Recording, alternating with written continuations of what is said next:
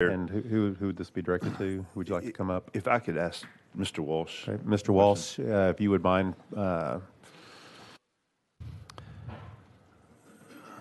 Matt, thank you for being here. You're recognized. Just a quick question for you. We've heard in the news last week and even today that it's pro-life to vote against this bill.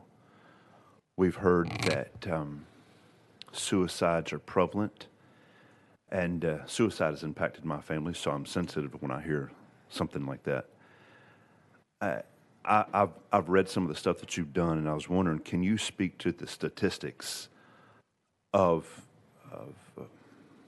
mental health and suicidal tendencies for the people who have gone through transition and for people who have not? In your studies, from what I've read, can you speak to that? Mr. Walsh, you're recognized. Sure. Well, the claim that doing the chemical castration drugs or surgery or hormonal intervention, the claim that this prevents suicide or has positive psychological effects down the line is utterly, totally baseless. There are no credible long-term studies that bear that out.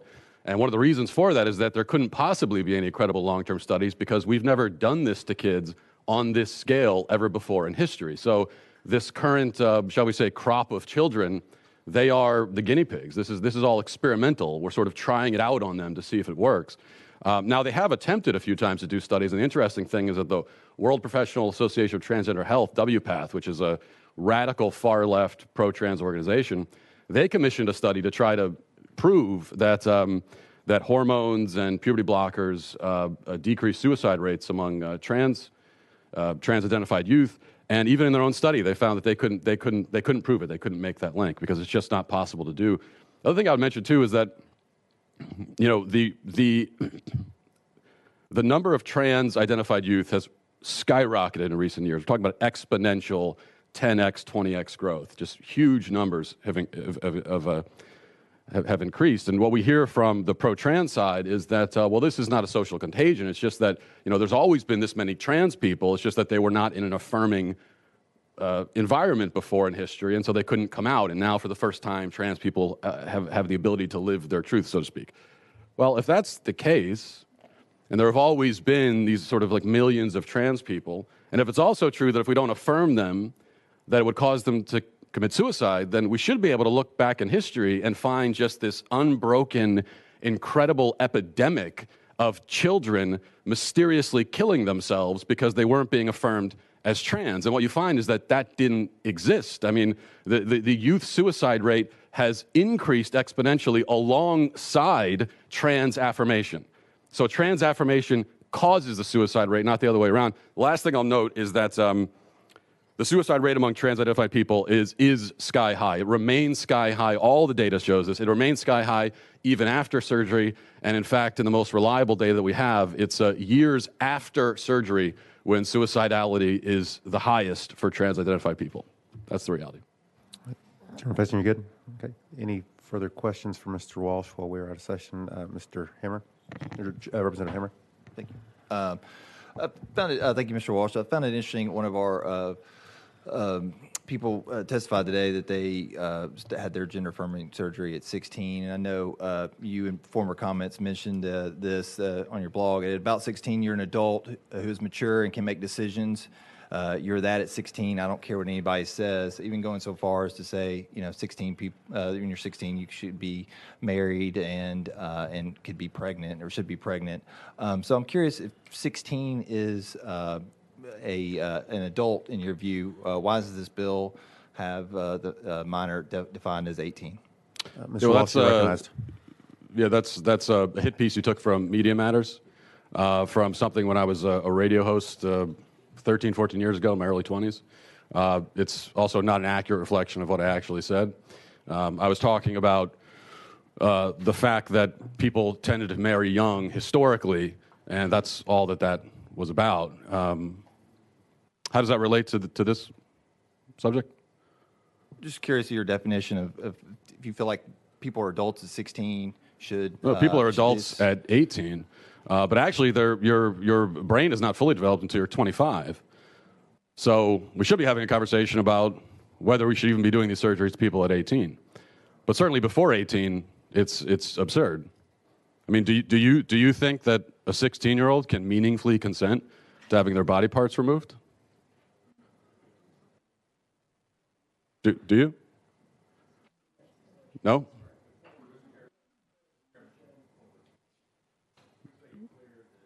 We do not. Yeah, we ask the questions. It's not. It's. Representative Hammer, you are recognized. No more questions. Okay. Representative Clemens, you are recognized. Yeah, thank you, Mr. Chairman. Can you give us a summary of your educational background or your healthcare education experience? Mr. Walsh, you are recognized. My experience in healthcare? Your educational background. I'm just curious. You've testified as to a lot of your own research. So I'm curious for what purpose you do that and what background you have to qualifies you to speak to that. Well, my Mr. background Walsh. that qualifies me to speak to this is that I'm a human being with a brain and common sense, and I have a soul. And so, therefore, I think it's a really bad idea to chemically castrate children. That is my experience. Also, I did. Now, it's true. I didn't go to college, but I did go to school long enough to learn how to read, so I can read the data for myself, and that's exactly what I've done. Representative Clemens, you are And recognized. for what purpose do you conduct your research and use this brain of yours? Mr. Walsh, you are recognized. I use it for the purpose of trying to protect children from being castrated and mutilated. That's one of the things I try to do. You don't use it Representative Clemens. to. Thank you, Mr. Chairman. You don't use it to get clicks on your Let's state that. publication. Well, are you using it right now to try to get clicks with this interaction? On. No, I really like the Mr. idea Walsh. of getting of drawing attention to the fact that this is happening to children. I know you seem to find it very amusing. I don't. Representative Clemens.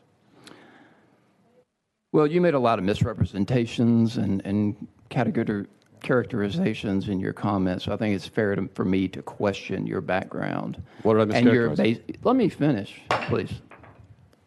You are recognized, Representative Clemens.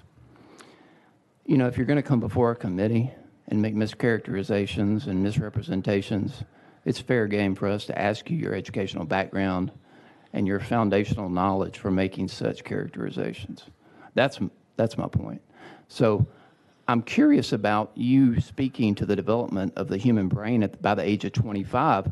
I seem to recall you advocating on behalf of firearm possession at the age of 18. Do you think that's appropriate? Let's stay on the bill, please.